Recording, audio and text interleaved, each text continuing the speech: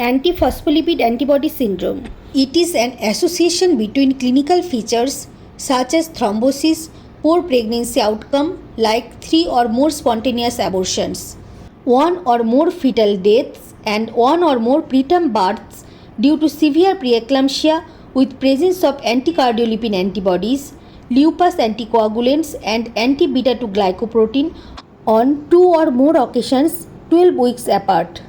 Antiphospholipids reduce HCG release and inhibit trophoblast invasion, which may explain miscarriages in them. Typically, fetal loss occurs in the second trimester and is associated with severe growth restriction, oligohydramnios, and early onset preeclampsia, possibly due to abnormal placentation related to thrombosis. Now, the International Consensus Statement and ACOG have classification criteria for diagnosis of antiphospholipid antibody syndrome, which were revised in 2006 in Sapporo City, hence called revised Sapporo criteria. Now, at least one clinical and one laboratory test criteria should be present for the diagnosis. Now, the criteria for diagnosis of antiphospholipid antibody syndrome. Clinical criteria. First, one or more episode of unexplained venous, arterial, or small vessel thrombosis in any organ or tissue. Second, one or more unexplained death of a morphologically normal fetus at or after 10 weeks. 3 or more consecutive unexplained spontaneous abortions before 10 weeks. And preterm delivery for severe preeclampsia or placental insufficiency before 34 completed weeks.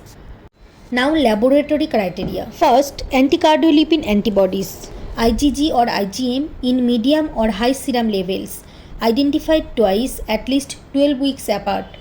Second, lupus anticoagulant antibody, identified twice at least 12 weeks apart. Third, anti-beta-2 glycoprotein, IgG or IgM antibody, identified twice at least 12 weeks apart. Women with antiphospholipid antibody syndrome are more prone to thrombosis as it is a type of acquired thrombophilia. The women with past history of thrombosis due to antiphospholipid antibody syndrome run the risk of recurrent venous thrombosis. Antiphospholipid antibody syndrome increases the risk of early and late abortions, fetal growth restriction, preeclampsia, and intrauterine death.